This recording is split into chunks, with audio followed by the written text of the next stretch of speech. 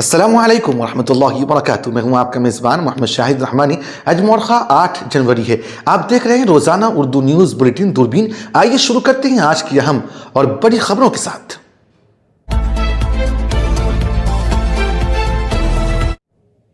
Trump के बयान पर सियासत गर्म, राहुल गांधी का मोदी परिवार दबाव में झुकना बीजेपी की फितरत।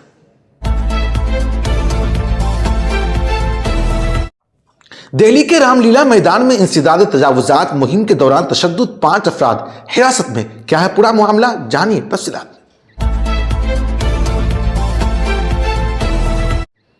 सोनम वांगचुक की हिरासत पर सुप्रीम कोर्ट में चैलेंज, एनएसए कार्रवाई पर समाअत आज।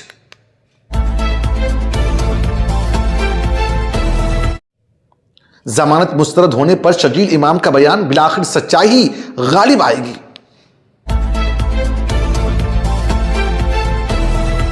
झारखंड में जंगली हाथी का कहर, एक ही खानदान के 4 अफराद समेत 6 अफराद हलाक। अमित शाह के इल्जामात बेबुनियाद, तमिलनाडु में सबके मजहबी हुकूक महफूज है, एमके स्टालिन का बयान।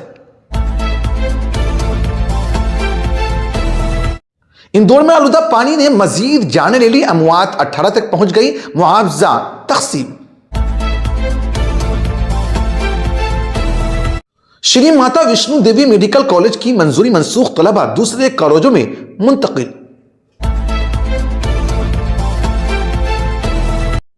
मोदी और नेतन्याहू की फोन पर बातचीत, गजा, अमन और दहशतगर्दी के खिलाफ मुश्तरका अज़्म। ट्रंप का सख्त बयान, मोदी मुझसे खुश नहीं, भारत पर भारी तैरिफ आयद करने का ऐलान। आप हमें YouTube पर देखने के अलावा हमारे तमाम सोशल मीडिया पेजेस पर भी फॉलो कर सकते हैं। आप फिक्र नजर टीवी का उर्दू प्रोग्राम दूरबीन देख रहे हैं।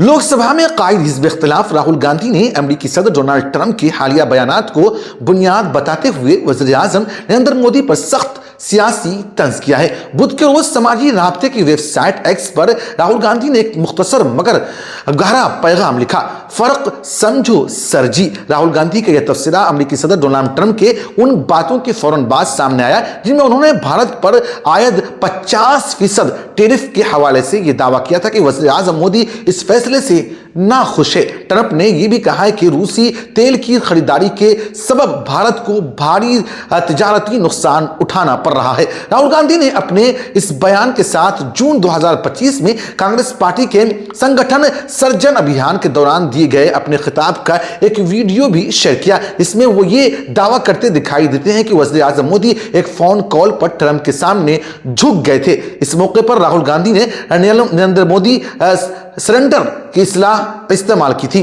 जो उस बयान के बाद दोबारा सियासी बहस का मरकज बन गई थी। राहुल गांधी ने कहा कि कांग्रेस पार्टी और उसके रहनुमाओं ने कभी आलमी ताकतों के सामने खुद सुपुर्दगी इख्तियार नहीं की, जबकि मामूली दबाव के सामने झुक जाना ही बीजेपी और आरएसएस की सियासी फितरत में शामिल है। कांग्रेस पार्टी के जनरल सेक्रेटरी जयराम रमेश ने भी इस मामले पर वज़ीर आज़म को निशाना बनाते हुए सवाल किया, नमस्ते ट्रंप जी, हार्टी मोदी, डोनाल्ड भाई, अब आगे क्या? सियासी हलकों में इस मामले को हुकूमत की खारजा पॉलिसी पर एक बड़े सवाल के तौर पर देखा जा रहा है, जबकि अपोजिशन इसे आलमी सतह पर भारत की कमजोरी सिफारती अब पोजीशन करार दे रही है। ये बीजेपी आरएसएस वालों को अब मैं अच्छी तरह जानता हूं।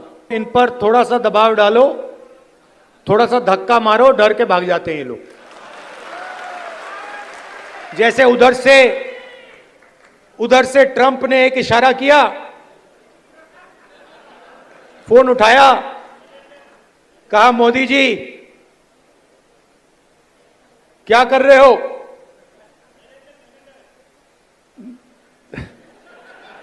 नरेंद्र सरेंडर,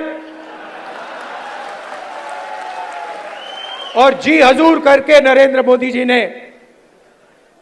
ट्रंप के इशारे का पालन किया। आपको एक समय याद होगा जब फोन कॉल नहीं आया था,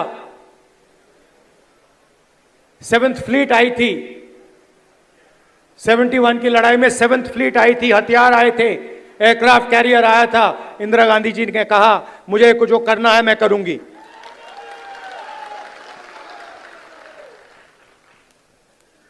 ये फर्क है, इनका कैरेक्टर है। ये सारे के सारे ऐसे हैं। आजादी के समय से सरेंडर वाली चिट्ठी लिखने की आदत है। एक सेकंड में थोड़ा सा दबाव पड़े, भैया ये लो।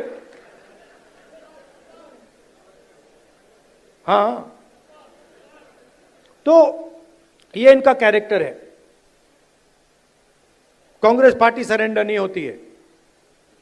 गांधी जी, जवाहरलाल नेहरू, सरदार पटेल, ये सरेंडर वाले लोग नहीं हैं। ये सुपर पावर से लड़ने वाले लोग हैं। दिल्ली के रामलीला मैदान में इलाके में सैयद फैज इलाही मस्जिद के करीब इंसदाद तजावुजात मुहिम के दौरान तशद्दुद का संगीन वाकया पेश आया। इसके बाद दिल्ली पुलिस ने मुकदमा दर्ज करते हुए 5 अफराद को हिरासत में ले लिया है। यह कार्रवाई दिल्ली हाई कोर्ट के अहकामात की रोशनी में दिल्ली म्युनिसिपल कॉर्पोरेशन की जानिब से की जा रही थी। पुलिस के मुताबिक मुहिम के दौरान अचानक कुछ मुश्तइल अफराद ने पुलिस एहलकारों पर पथराव और शीशे की बोतलें फेंकी। इसके नतीजे में कम से कम 5 पुलिस एहलकार जख्मी हो गए। हालात पर काबू पाने के लिए पुलिस को आंसू गैस के गोले इस्तेमाल करने पड़े। ज्वाइंट कमिश्नर पुलिस मधु वर्मा ने बताया कि कार्रवाई से कबल अमन कमेटी, शहरी दिफाई कमेटी और मस्जिद के जिम्मेदारान के साथ मीटिंग की गई थी और वाज़ेह किया गया था कि यह मुहिम मुकम्मल तौर पर कानूनी है। इसके बावजूद तशद्दुद हुआ, जिसके मंसूबाबंदी के जाविये से भी जांच की जा रही है। पुलिस ने बताया कि CCTV footage, social media videos और आईनी शाहिदीन के बयान की बुनियाद पर दीगर मुलजिमान की शनाख्त की जा रही है। इलाके में इजाफी फोर्स तैनात है और हालात काबू में है। पुलिस ने इस मामले में भारतीय न्याय संहिता और अवामी इमलाक को नुकसान पहुंचाने से रोकने के कानून के तहत दफात आयद की है।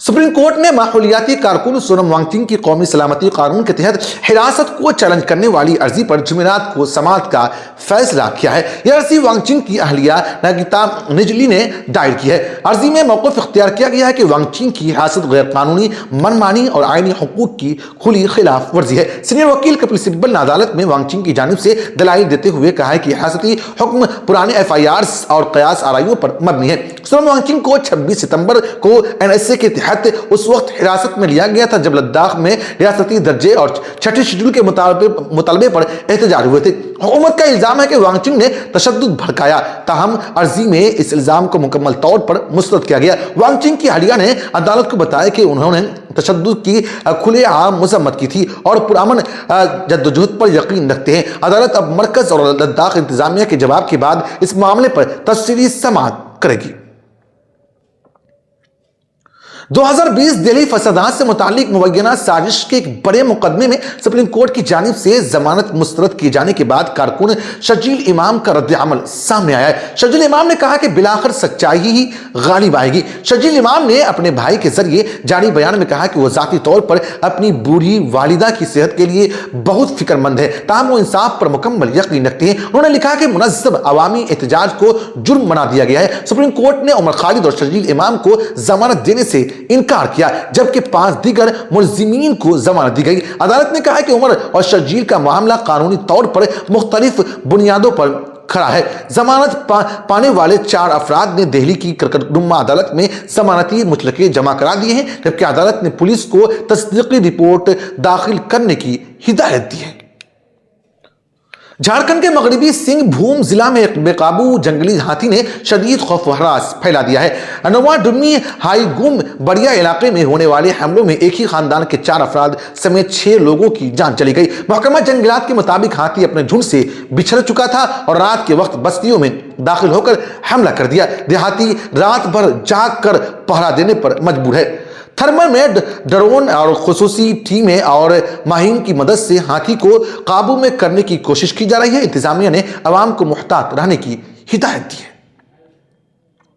अमित शाह के इल्जाम पर तमिलनाडु के वजीर आला एम.के. स्टालिन ने सख्त रद्द-ए-अमल दिया है। स्टालिन ने वाज़ेह किया कि रियासत में किसी भी मजहब के हुकूक सल्ब नहीं किए जा रहे हैं। उन्होंने कहा है कि तमिलनाडु आइन के मुताबिक सभी मजाहिब का एहतराम करता है। वजीर आला के मुताबिक मजहबी आज़ादी की हुकूमत की बुनियादी तरजीह है। स्टालिन ने अमित शाह के बयान को हक़ाइक़ के मुनाफी करार दिया। उन्होंने कहा कि ऐसे इल्जाम समाजी हमआहंगी को नुकसान पहुंचाते हैं। स्टालिन ने इल्जाम लगाया कि मरकज नफरत की सियासत को हवा दे रहा है। उन्होंने कहा है कि तमिलनाडु में नफरत की सियासत का कामयाब नहीं होगी। डीएमके के पार्टी ने भी अमित शाह के बयान की मजम्मत की है। रियासत के सियासत में इस बयान के बाद बहस तेज हो गई।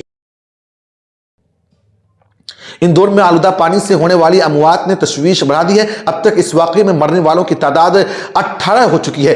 भागीरथपुर इलाके में पीने के पानी से में आलूदगी पाई गई थी। दर्जनों अफराद शदीद बीमार होकर अस्पताल में दाखिल हुए थे। जिला इंतजामिया ने 15 मुतासरा खानदानों को मुआवजा देने का ऐलान किया है। बाकी मुतासरा खानदानों को भी जल्द इमदाद दी जाएगी। रियासती हुकूमत ने वाकये की तहकीकात का हुक्म दिया है। हाई कोर्ट ने भी मामले पर सख्त नोटिस लिया है। अपोजिशन ने इंतजामिया पर संगीन लापरवाही का इल्जाम आयद किया है। हुक्काम का कहना है कि पानी की सप्लाई निजाम की जांच जारी है। श्री माता वैष्णो देवी मेडिकल कॉलेज की मंजूरी मंसूख कर दी गई। नेशनल मेडिकल कमीशन ने यह फैसला मियारात पूरा न होने पर लिया है। सुपरवाइजर इंस्पेक्शन में की गई संगीन खामियां सामने आई। कॉलेज में फैकल्टी और इंफ्रास्ट्रक्चर की कमी पाई गई। MBBS के तलबा को दूसरे कॉलेजों में मुंतकिल किया जाएगा। तलबा की तालीम मुतासिर न होने की यकीन दहानी कराई गई। रेगुलेटरी बोर्ड ने फौरन असर से इजाजत ली और कॉलेज पर माली जुर्माने का भी इम्कान जाहिर किया जा रहा है। यह फैसला तालीमी मियार बरकरार रखने के लिए अहम माना जा रहा है। रियासत में मेडिकल तालीम पर इस फैसले के असरात ज़ेरे बहस है। वज़ीर-ए-आज़म नरेंद्र मोदी और इस्राईली वज़ीर-ए-आज़म बेंजामिन नेतन्याहू के दरमियान गुफ्तगू हुई। दोनों रहनुमाओं ने एक दूसरे को नए साल की मुबारकबादी दी। गजा अमन मंसूबे पर तफसीली बातचीत की गई। मोदी ने मशरिक़ वुस्ता में अमन की हिमायत का इआदा किया। दोनों ममालिक ने दहशतगर्दी के खिलाफ मुश्तरका अज़्म जाहिर किया। भारत इसराइल और स्ट्रेटेजिक शराकतदारी पर जोर दिया गया। दिफा, टेक्नोलॉजी और सलामती पर ताउन बढ़ाने पर इत्तेफाक हुआ। बातचीत को अहम सिफारती पेशरफ्त करार दिया जा रहा है। पीएम मोदी ने गुफ्तगू की तस्दीक की। आलमी सतह पर इस राब्ते को मुस्बत इशारा माना।